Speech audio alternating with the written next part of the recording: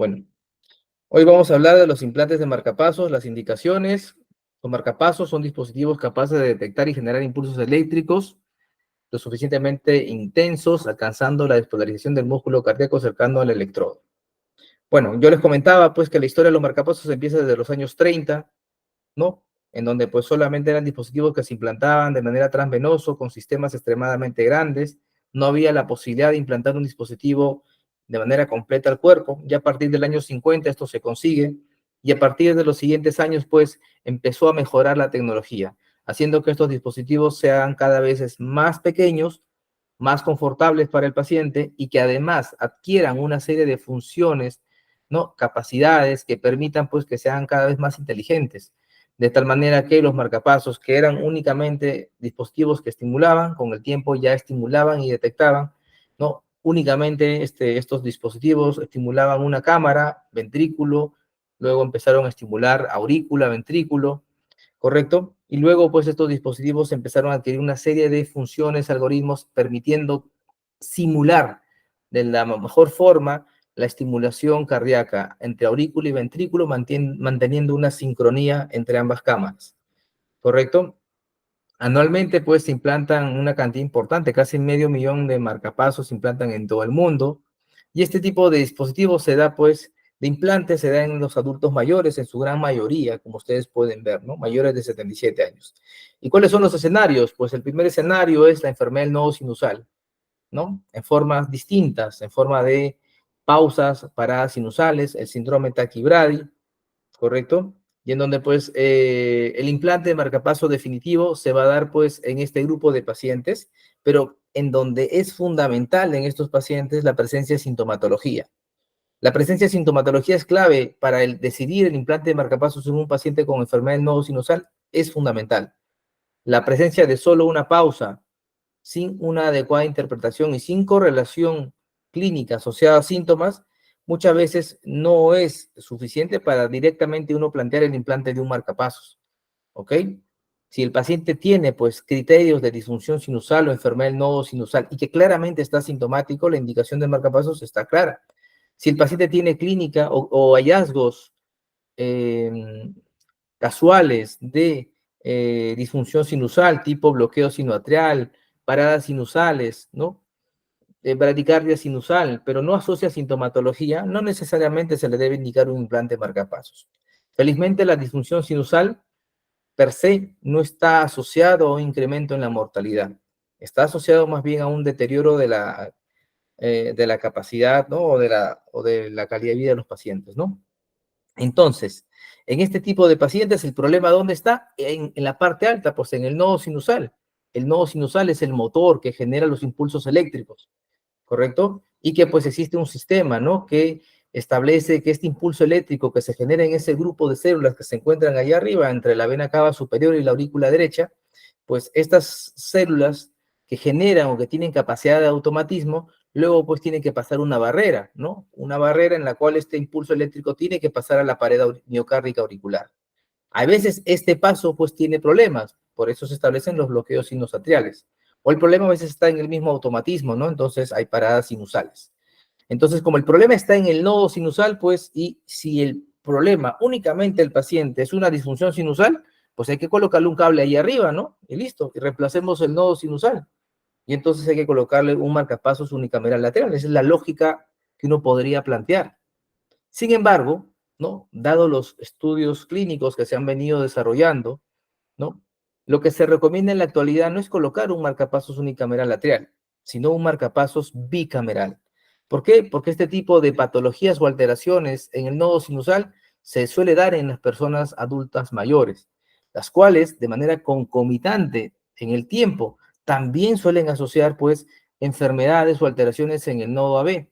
Suelen ser enfermedades degenerativas, evidentemente, en su gran mayoría, y por lo tanto, en el paso del tiempo, pues estas enfermedades degenerativas también afectan a otras zonas del sistema eléctrico o de conducción del corazón. Entonces, el escenario de un implante de marcapasos en pacientes con disfunción sinusal se va a dar principalmente si este tiene sintomatología, ¿correcto? Y no existe una causa reversible tratable. ¿Correcto? Por ejemplo, en todo paciente con disfunción sinusal, pues hay que buscar unas causas potenciales. hipotiroidismo, ¿correcto? Fármacos, ¿no? Y si es que estos se liberan o se controlan y la disfunción del nodo sinusal persiste y está generando síntomas, evidentemente el paciente es candidato a un implante de marcapasos. ¿Qué tipo de marcapasos? En algún momento se promovía pues el uso de marcapasos unicamerales atriales. Sin embargo, la evidencia actual dice no, se prefiere el marcapasos bicameral. ¿Y por qué? Miren por estos datos, pues, ¿no? Bueno, se dice que los pacientes con enfermedad del nodo sinusal tienen mayor riesgo de eventos tromboembólicos, por supuesto, ¿no? En especial si no se tratan. Evidentemente, pacientes con enfermedad del nodo sinusal y con indicación de marcapasos, ¿no? También, pues, vamos a ver que los pacientes que son tratados con estimulación auricular, sea en forma AAI o DDD, pues van a tener una reducción de la tasa de ictus en comparación a aquellos que solamente se les implanta un marcapasos en el ventrículo. ¿Ok? Este es un dato muy importante para que luego vamos a conversar. Entonces, si es que está claro de que en la disfunción sinusal hay que estimular desde la aurícula, ¿correcto? La pregunta es, ¿por qué entonces no colocamos un solo cable en la aurícula y no llenamos al paciente de dos cables en la aurícula y ventrículo? Bueno, hay un estudio, bueno, es el Dan-Pace, donde pues demuestra que el uso de cables únicamente auriculares pues están asociados a mayor incidencia de episodios de FA en comparación a marcapasos bicamerales y también pues eventos embólicos según los últimos reportes. Algo más importante a eso es de que estos pacientes con disfunción sinusal pues tienen una tasa anual de progresión a bloqueo AB hasta en un 2% en mayores de 70 años. Es por eso que en este grupo de pacientes se recomienda pues el implante de un marcapasos bicameral definitivo, ¿ok? Pacientes con disfunción o enfermedad del nodo sinusal sintomática, sin causa reversible tratable, ¿correcto? Se sugiere el implante de un marcapasos bicameral definitivo. Ya no se recomienda colocar un marcapasos unicameral en la aurícula o un marcapasos unicameral en el ventrículo, salvo las condiciones del paciente específicas de él lo definan, pero en líneas generales y por consenso, pues eso es lo que tenemos que hacer. Implantar un marcapasos bicameral definitivo en todo paciente con disfunción sinusal o enfermedad del nodo sinusal sintomática, salvo algunas excepciones que también lo vamos a revisar.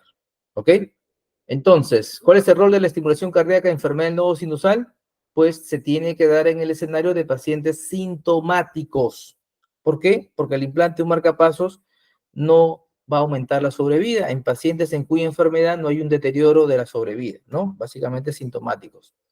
Muy bien, entonces, está claro que en enfermedad del nodo sinusal la recomendación es de marcapasos bicameral.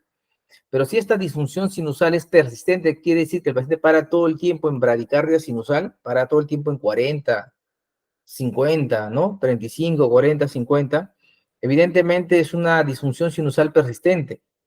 En este grupo de pacientes, generalmente, pues van a presentar incompetencia cronotrópica, ¿correcto? Y si es que existe incompetencia cronotrópica, quiere decir que no hay un aumento de la frecuencia cardíaca con la actividad física, pues el tipo de marcapasos, ya lo hemos comentado, debe ser un marcapasos en este bicameral, donde la configuración debe ser en modo DDD, pero con el sensor activado. ¿Por qué? Porque el paciente tiene incompetencia cronotrópica. Si yo no activo el sensor, el paciente todo el tiempo va a estar en 60 y por lo tanto el paciente va a estar igual con incompetencia cronotrópica. Si el paciente tiene incompetencia cronotrópica, activen el sensor. El sensor del marcapasos tiene que estar activado. Está una función nueva de lo que los marcapasos en su primera etapa no la tenían, ¿no? La capacidad de detectar el movimiento de los generadores, ¿no? Permite justamente que la frecuencia cardíaca se adapte a la actividad que está realizando la persona, ¿no? Y de preferencia, en este grupo de pacientes en quienes colocamos marcapasos bicamerales, debo hacer de que hay una estimulación auricular preferente. Quiere decir que debo activar algoritmos que prolonguen el intervalo AB y la estimulación auricular sea la que predomine y no esté estimulando el ventrículo innecesariamente. Muchas veces pacientes con disfunción sinusal están con estimulación ventricular innecesaria, generando incluso disincronía ventricular innecesaria en alguien que no requiere, porque su problema está en el nodo sinusal. Por lo tanto, ahí la telemetría es fundamental. Primero, en pacientes con disfunción sinusal persistente, tengo que activar el sensor. Y en segundo lugar, si tiene incompetencia cronotrópica, porque no hay un aumento de la frecuencia con la actividad física, pues como comentamos, activo el sensor. Y en segundo lugar, pues tengo que evitar que esté estimulando el ventrículo innecesariamente. Y en ese aspecto debo jugar con el intervalo AB. Si yo configuro intervalos AB muy cortitos, pues el marcapasos va a estimular innecesariamente al ventrículo. Por lo tanto, debo configurar intervalos AB lo más largos y fisiológicos posibles, tampoco exagerados, o si es posible, algoritmos que estimulen intermitentemente únicamente la aurícula y cuando detectan que hay bloqueo en el nodo AB, empiezan a estimular en modo DDD. ¿Ok? Si el paciente no tiene incompetencia cronotrópica, quiere decir que cuando él hace actividad, su frecuencia sube, pues no necesariamente le tienes que activar el sensor. ¿Ok? Si el bloqueo AB es intermitente, generalmente, pues, no va a ser necesario pues, una configuración tan marcada. Si hay una dependencia de la estimulación auricular, debo activar el sensor, por supuesto, ¿correcto? Y si no tiene incompetencia cronotrópica, como comentamos, no es necesario activar el sensor. Y si la tiene, pues sí hay que activarla, ¿no? Ahora pasemos al otro escenario. Bloqueo AB, ya no alteraciones en el nodo sinusal, sino en el medio, ¿ok? Y vamos a ser muy prácticos para no enredarnos en tantas cosas. ¿En qué escenarios recomendamos implantes de marcapasos? Pues en los que ustedes ya conocen muy bien. Bloqueo AB de segundo grado MOVIS 2, de ahí para arriba, ¿no? O un bloqueo AB de tercer grado, alto grado. Ahí la clase de recomendación es muy clara, se debe de implantar. Ahí no me interesa preguntar o saber si tiene o no síntomas el paciente, ¿ok? Ahí se le tiene que implantar el marcapasos, salvo pues haya una condición reversible, tratable, ejemplo, hipercalemia, ¿no? Si no hay ninguno de esos escenarios, pues hay que implantar el marcapasos independientemente de presencia o no de síntomas. ¿Por qué? Porque evidentemente esta condición se asocia a aumento de la mortalidad y eso es lo que conseguimos con el implante de marcapasos, reducir esta condición. ¿Ok? Pero pues tengo pacientes también con bloqueo AB de menos gravedad, como un bloqueo AB de segundo grado MOVIS 1 o un bloqueo AB de primer grado. En ese escenario, doctor, se implanta marcapasos, realmente la recomendación en líneas generales no se da, pero hay algunas excepciones donde se podría considerar el implante de marcapasos, pero con una clase de recomendación más débil, en donde el objetivo no es reducir mortalidad, básicamente es mejorar sintomatología. Y por esa razón, en pacientes con bloqueo AB de segundo grado MOVIS 1, muy sintomáticos, o bloqueo AB de primer grado, con un PR más de 300, sintomáticos por disociación auriculoventricular, que es rarísimo en verdad, casi nunca lo vemos, pues uno podría considerar el implante de un marcapasos en estos escenarios, ¿ok? Pero bueno, vamos a lo más frecuente, a lo que ustedes van a ver y donde van a tener clarísimo que tienen que indicar el implante de marcapasos. Bloqueo AB de segundo grado MOVIS 2 o un bloqueo AB de alto grado, tercer grado, completo, como quieras. Y no hay una causa reversible tratable, pues hay que implantar un marcapasos a este paciente. ¿Ok? ¿Pero hay excepciones? Claro que sí. ¿Cuáles son las excepciones?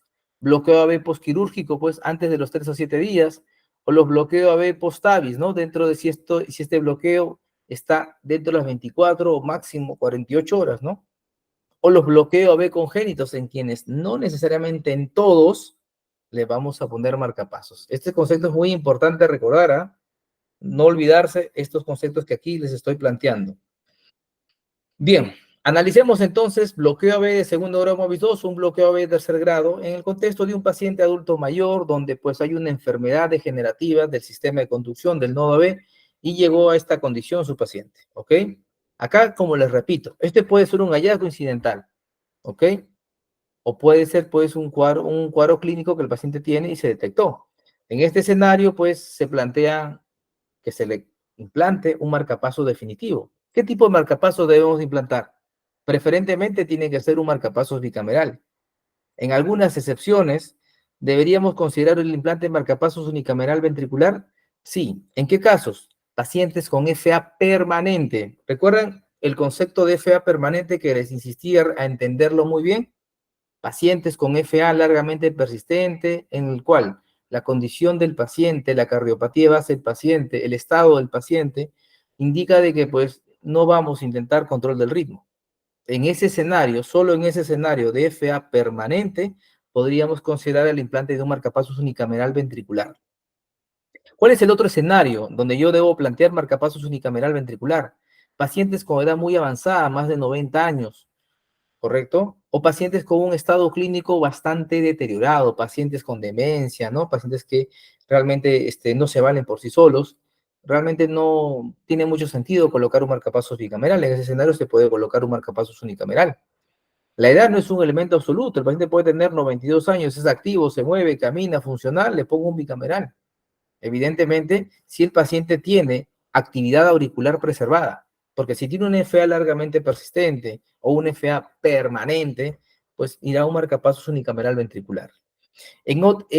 Aparte de estas excepciones, en el resto de pacientes que tienen bloqueo AB de tercer grado o un bloqueo AB de segundo grado MOBIS 2, pues la indicación es el implante de un marcapasos bicameral.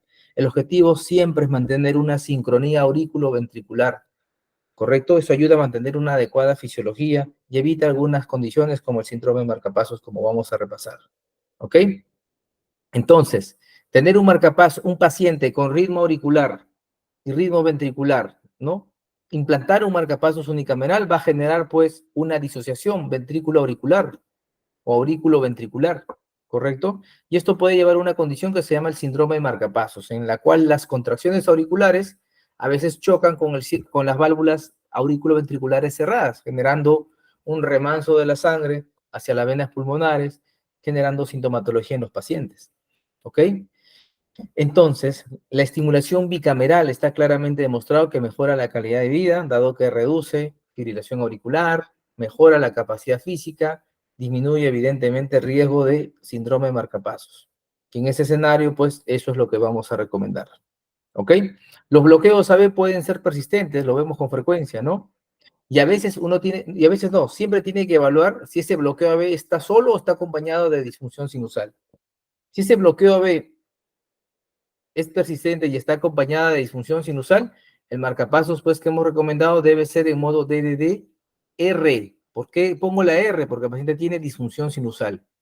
Si el bloqueo AB no está acompañado de disfunción sinusal, pues debe ser en modo DDD, no es necesario activar el sensor, ¿ok? Como primera opción, ¿ok? Opción 3, unicameral, bueno, en excepciones como ya lo comentamos.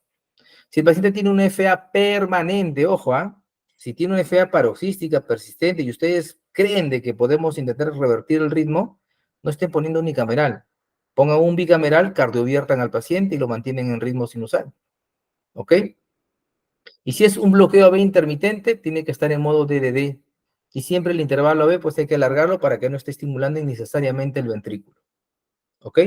Entonces, esos son los dos escenarios que hay que siempre recordar y cómo configurar los marcapasos y qué tipo de marcapasos debo de recomendar a mis pacientes con disfunción sinusal o bloqueo AB. ¿Ok? Muy bien. Hay escenarios claros, ¿no? Donde uno tiene definido la indicación de implantar un marcapasos.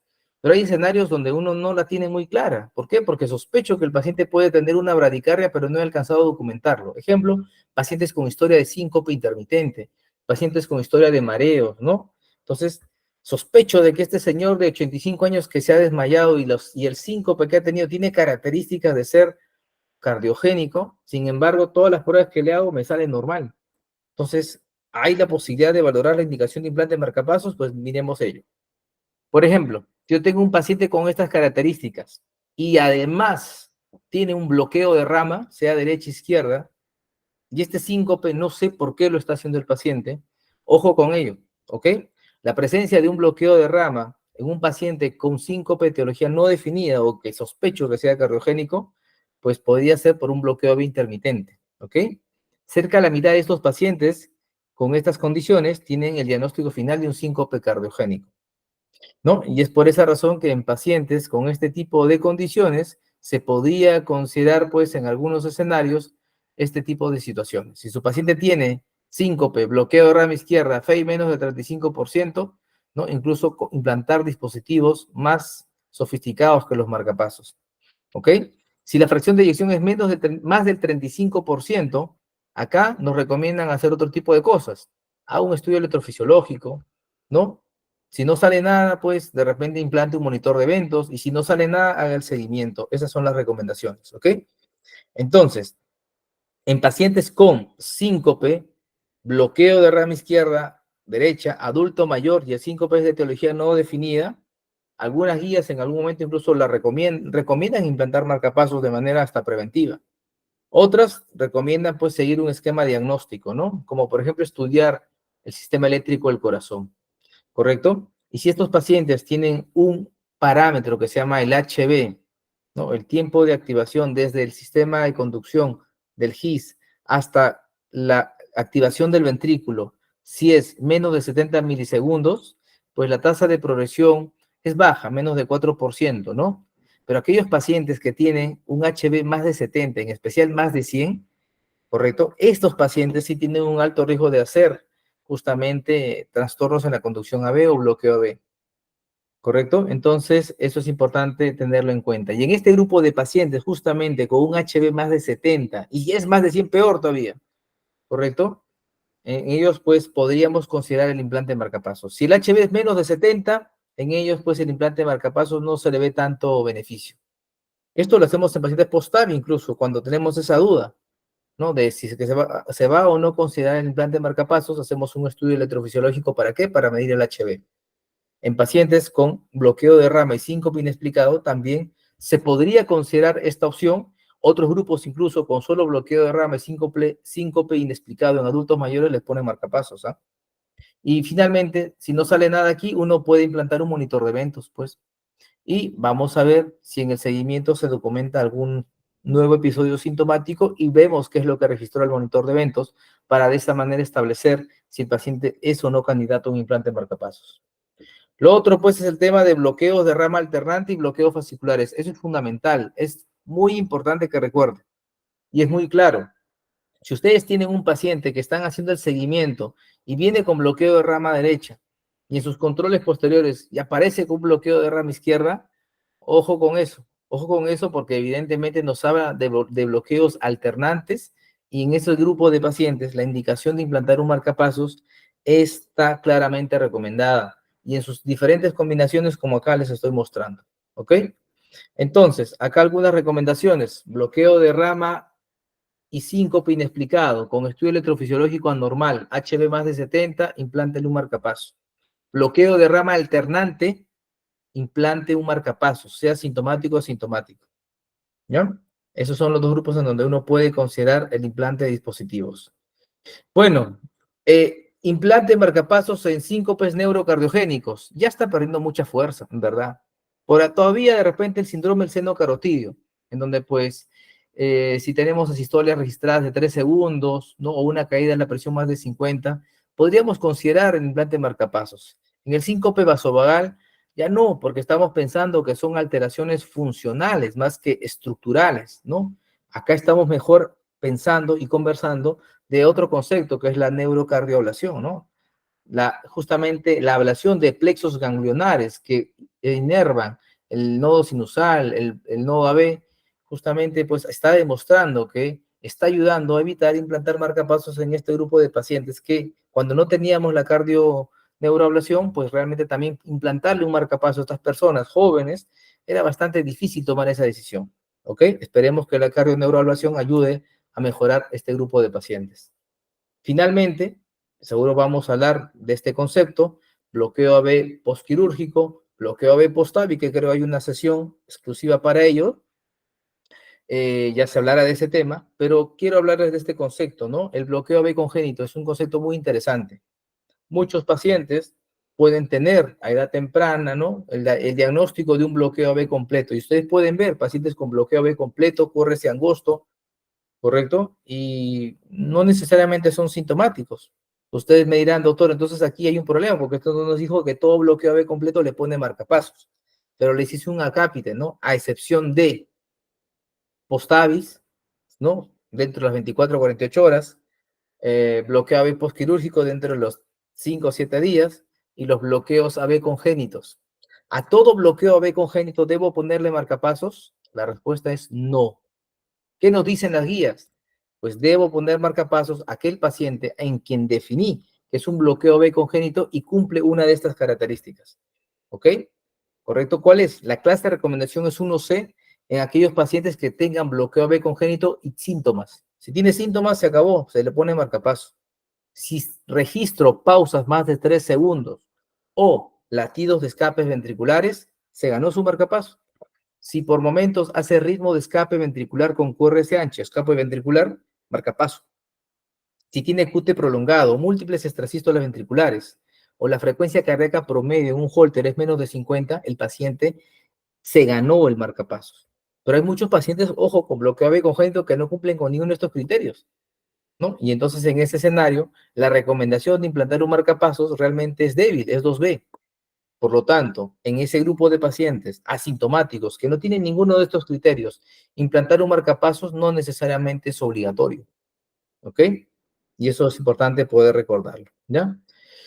Muy bien, entonces, conclusiones. Marcapasos unicameral restringido a pacientes con ausencia de ritmo sinusal de forma permanente, quiere decir a quien ya lo catalogué como FA permanente, o aquellos pacientes cuya condición clínica pues realmente habla de un tiempo corto de vida o de calidad de vida muy reducida. En enfermedad de nodo sinusal, el marcapaso bicameral es el que se indica y reduce la incidencia de FA y stroke. En pacientes con bloqueo AB, el marcapasos bicameral es el que está indicado y conserva la sincronía auriculoventricular, reduciendo riesgo de síndrome de marcapaso. Y la estimulación ventricular derecha tiene un problema. Por eso siempre tenemos que evitar en lo posible en las disfunciones sinusales, en los bloqueos AB intermitentes. Debo de evitar en lo posible. Si el paciente tiene un bloqueo AB completo, permanente, pues ya, ¿qué voy a hacer? El marcapasos, pues, va a tener que estimular para que el paciente esté vivo, pero pues va a generar una activación anormal, disincrónica, y esto puede llevar a un deterioro de la función sistólica del VI.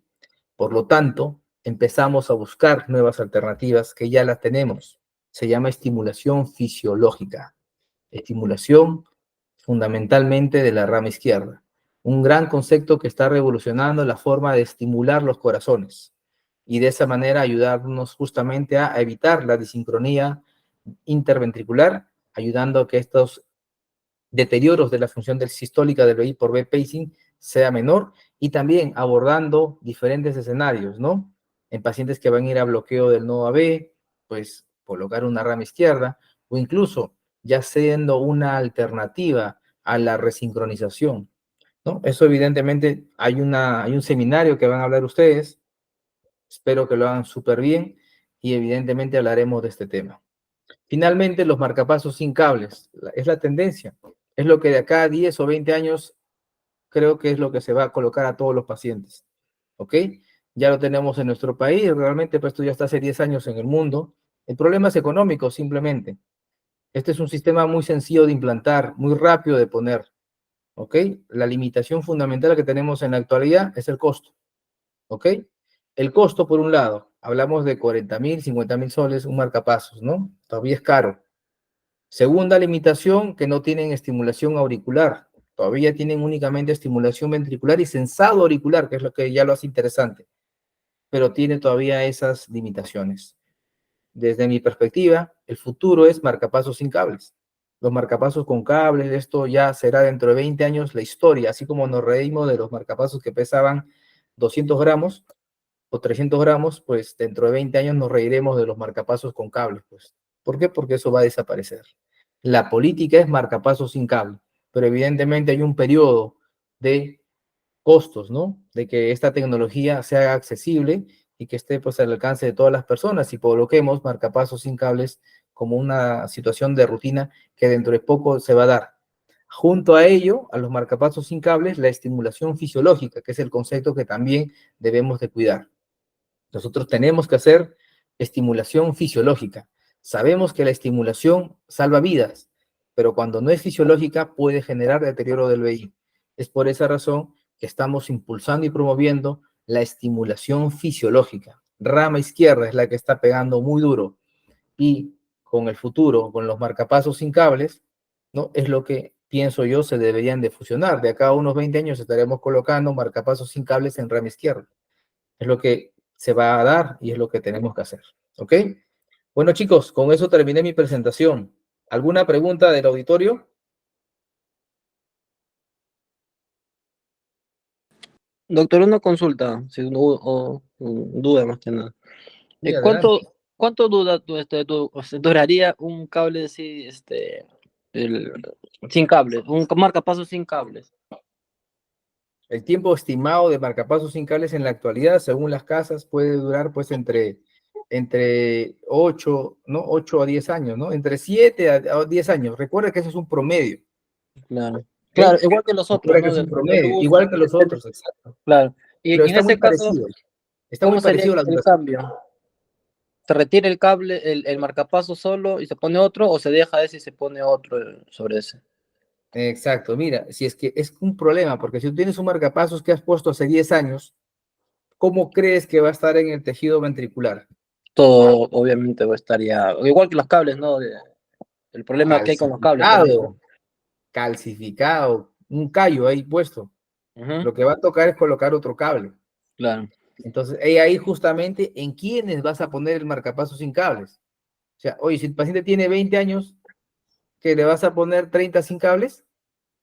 Perdón, le vas a poner, perdóname, discúlpeme lo que dije. Le vas a poner que 6 Bien. sin cables Sí, porque hasta los 80 años va a vivir. claro. Entonces, pero si el paciente tiene 70 años, le pones por ahí 2 más y ya está, ¿no? 90 años, el tiempo promedio de vida de un ser humano, ¿no? Entonces, esperemos que en algún momento las grandes casas pues también permitan de que la recarga de baterías sea sin necesidad de estar cambiando generador. Eso ya es un tema económico, ¿no? Que evidentemente, como ustedes lo saben, superan los deseos del cuidado de la raza humana, ¿no? Acá hay intereses económicos que evidentemente nunca van a querer romper y van a generar siempre esa dependencia, ¿no? Por el momento, ¿no? Si, imagínate, el cable empezó a fallar, ¿no? Estos cables lo podemos sacar dentro del año, 2 años. En la actualidad, lo que pasa es que este tema de marcapasos sin cable está en una etapa de aprendizaje. Tu pregunta esta que planteas empezó a darse pues hace 5 años, ¿no?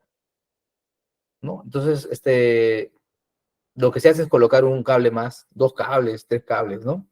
Y eso es lo que se tiene en la actualidad, ¿no? El tiempo promedio de un marcapaso sin cables de 7 a 10 años va a depender mucho de cuánto lo use, ¿no? Pero el promedio va por ahí. ¿Alguna pregunta más, por favor? Doctor, buenas noches. Hola, ¿cómo estás? Sí, sí, doc, sí, justo tengo ahí, bueno, tengo un pacientito en la UCI Post, de que, bueno, ha sido operado ya hace 10 días aproximadamente. Él tenía electros de bloqueo de rama derecha y en el postoperatorio ha salido con bloqueo de rama izquierda, ¿no? Ya va día 10. Entonces, él, por bloqueo alternante, ya tendría indicación ya de marcapaso definitivo, ¿cierto? ¿Indicación de qué? ¿De qué fue operado? Ah, ya, él fue operado de una válvula aórtica biológica. Bueno, mira, no necesariamente, ¿ah? Es una muy buena pregunta, pero la probabilidad de que tu paciente vaya a bloquearse de aquí a un mes, 2 meses es extremadamente alta.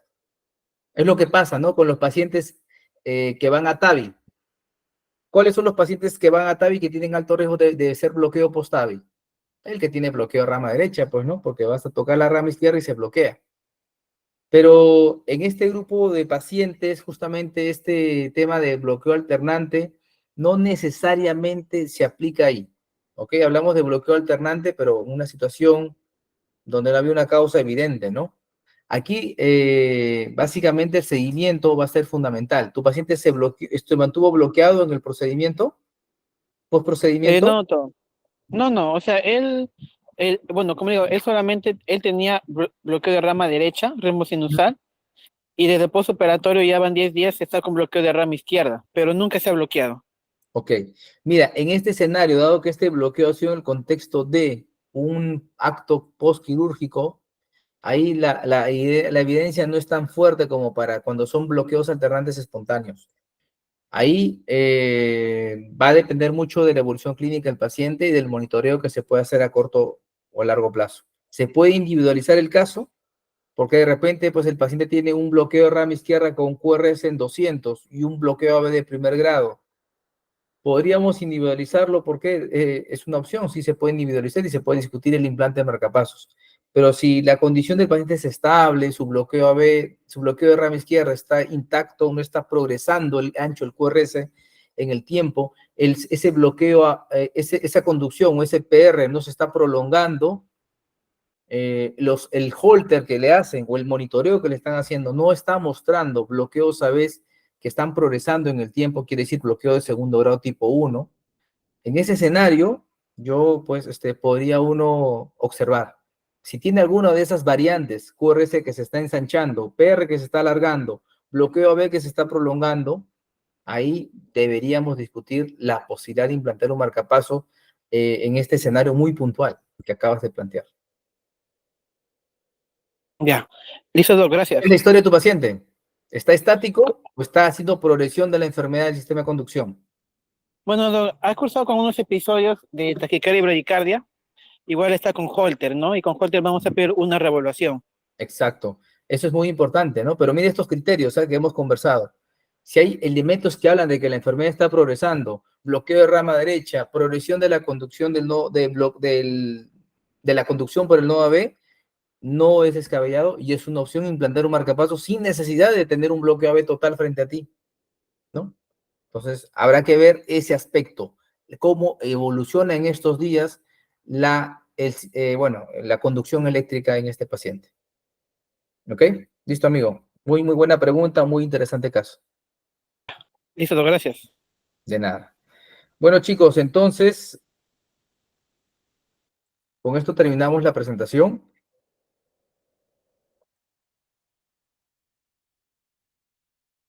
Y